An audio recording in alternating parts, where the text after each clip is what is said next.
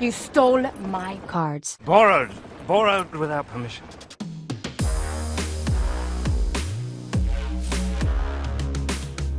Ladies and gentlemen, what's going on? Logan JYA here, and today we're doing a little bit of a different kind of video. I am going to be telling you guys a tale, a Yu-Gi-Oh tale of the past, and I hope you guys enjoy this.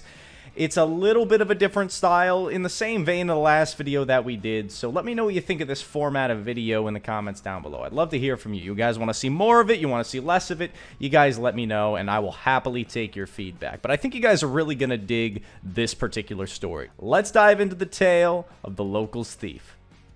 Alright, my friends, I'm not going to preface it. Let's just dive into this story. Now, let me set the stage for you a little bit here. This takes place back in around 2018, I want to say. So I was like a younger college student at the time. Format, we're looking at post-Zodiac. You know, Pend was a thing, a big thing at the time. Electromite was here. It was doing a lot. A little bit before Goki was going crazy. You know, that was another deck I was a big fan of and still am a fan of. At the time, I was playing Grass Looks Greener, and it was a legit strategy. You could play 60 cards, and it was one of the more fun decks to play. It's very reminiscent of what Tier Element is like now. You know, it was RNG.deck. You basically just took your whole deck, dumped it into the grave, and just triggered a bunch of stuff. I was doing Lightsworn Zombie at the time, and there was some really good synergy there. You know, you had your tuners. The Twilight Sworns had came out. You could use them to extend. And if you guys want to see my list from this time period, take a look at the screen. Take a look at the screen right now. That is a list I have saved from DB. Yes, it was terrible. Obviously, there's a lot of things that could have been done better with this list. But it doesn't matter. It did lead me to get my invite, top 16 at the Danbury Regionals with this deck list right here. One Ash Blossom and all, 100%. Anyway, back to our main story, though. Let's get back into this. This all takes place at one of my favorite locals of all time. I kid you not, this place was where I was going since I was in middle school. That's when I first got back into the game, you know, and I was a real young kid, super noob. I'd be going to the store all the time. I made so many friends there, people who I'm still friends with to this day. I met at this locals. And, man, it's a shame, but unfortunately, they closed right before Corona became a big thing. I want to say they closed doors in like February 2020. So unfortunately, the store no longer exists. They got out the market at a good time. We'll definitely give them that. But yeah, oh my goodness, countless good memories at this particular store. Let's get back into our main story here. This story is about a guy, all right? A guy who hid right beneath our noses. A guy who we thought we were real cool with. I'm not going to tell you his real name, but for the sake of this story, we're going to call him Damon, alright? This guy, Damon, he starts showing up around, like, 2016 time frame at locals. That's when I really remember seeing him. And at first, he was a real cool guy. You know, I knew this guy. He went to the same local school. He's a little younger than me. I knew his brother, who was a little bit older than me. And overall, I thought he was a pretty cool dude, you know? He played at locals. I think he might have been a Dino player, if my memory serves. And, you know, he was fine. No, he wasn't even that bad at the game. He was doing all right. You know, locals, he'd land in the top 4 from time to time. So would yours truly. We just, you know, it'd be locals. It was the scene. He was a dude here. Dame was just a guy. He'd come, he'd play his decks. He'd whip out his trades. He'd chat with us. He'd come out for dinner with us. You know, he was a cool dude. But then the first incident occurs. And we don't really put 2 and 2 together at the moment, all right? But it's all going to come full circle a little bit later. I got another friend, we're going to call him Bill for the sake of this story. He realizes that one day, again, this is around 2018, that one of his deck boxes just vanished. He doesn't know where it went. Now, again, I want to set the stage for you a little bit more here. Our locals, very tight-knit, especially at this store. Everybody was tight with one another. We were all cool. We were all friends, like I said. Go out for meals, hang out outside of just playing cards. It was a really good scene. So it was common for somebody to leave, you know, their deck box on the table if they went to go grab a snack or take a leak, whatever you got to do. It wasn't that uncommon and nothing would ever really happen because it was just that kind of place. You know, they were like, you weren't really worried about it. Now, that box went missing.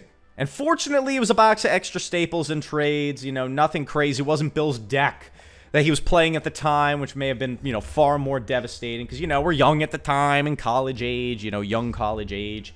And I got a lot of money. You don't want to lose cards like that, though. It was definitely a neg, 100%. But we don't put two and two together at the time. We just think that, you know, Bill might have misplaced it. Nothing we could do about it.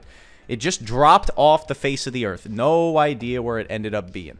Time goes on. You know, we don't think much of it until it kind of happens again. And this time it was my deck box that got stolen, and I vividly remember it like it was yesterday, especially when we made the discovery later. Oh my goodness, but I'll get to that part in a moment. It was one of those clear deck boxes you would get at Target, right? You know what I'm saying? It had a few packs in it, a pack of sleeves, a structure deck, and you'd spend like 15 bucks and you got one of these little plastic things.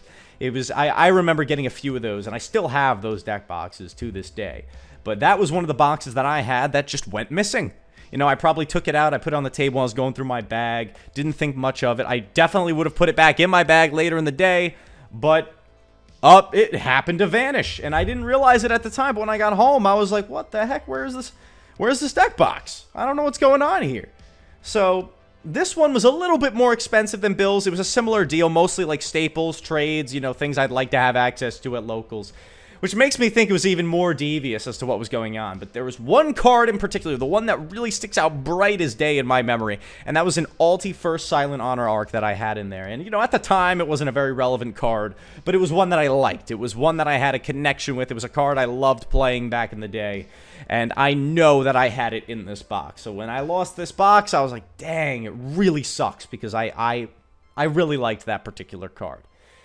But at the moment, you know, don't realize that it was gone till I get back home, you know, and it is what it is. Next week comes, we're back at locals, usual deals going on, you know, we're getting ready, get there early, just hanging out, playing some games, doing some trades, and, you know, Damon's hanging out with us, and, you know, I ask him if I could see his trades, and he's like, yeah, of course, 100%, takes out his binder, and I'm going to start flipping through it. I kid you not. On the first page of this man's binder is my Ultimate Rare Silent Honor arc. Now, this kid, he didn't have it last week. It somehow just happened to materialize in there. On the first page of his binder, I'm like, I'm certain this is my card. And my suspicion is 100% solidified and confirmed as I continue to go through his binder, and I see familiar things.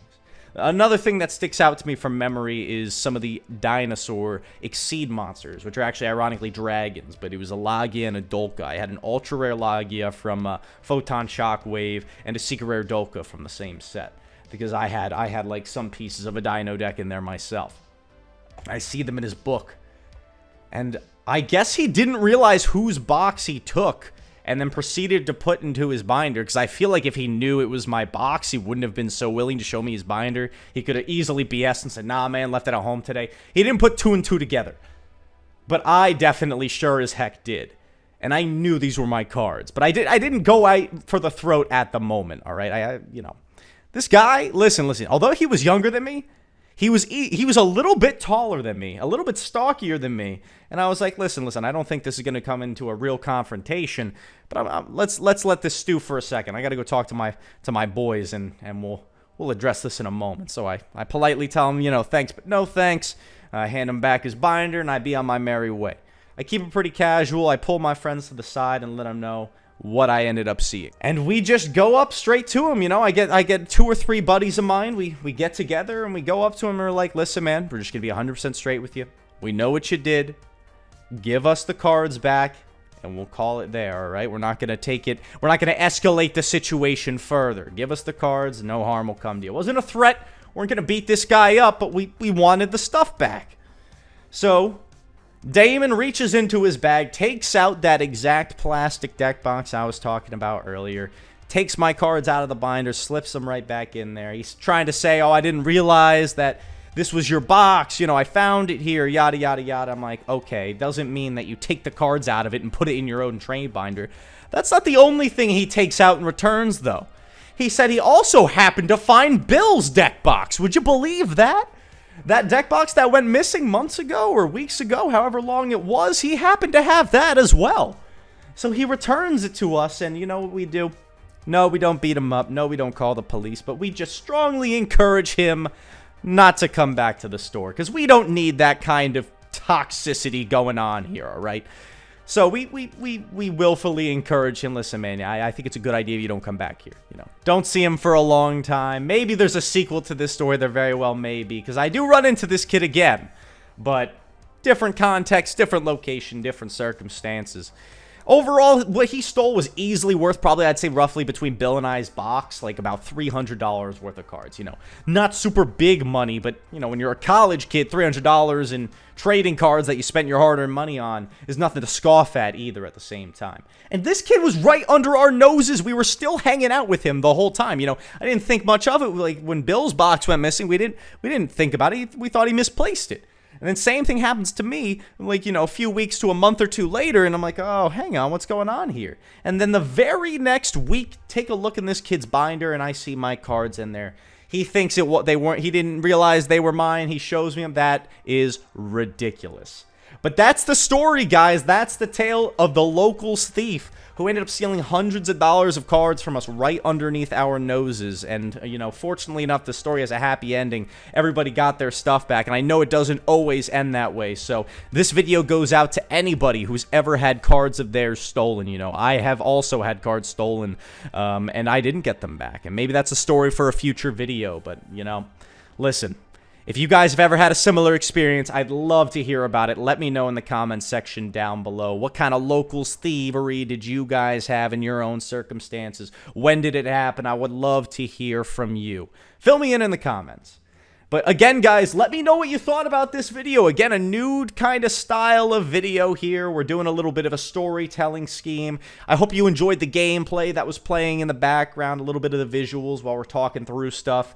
But yeah, guys, that's pretty much all I got for today. As you know, Logan JYA signing off. Have a great day, and I will see you chumps later. Peace.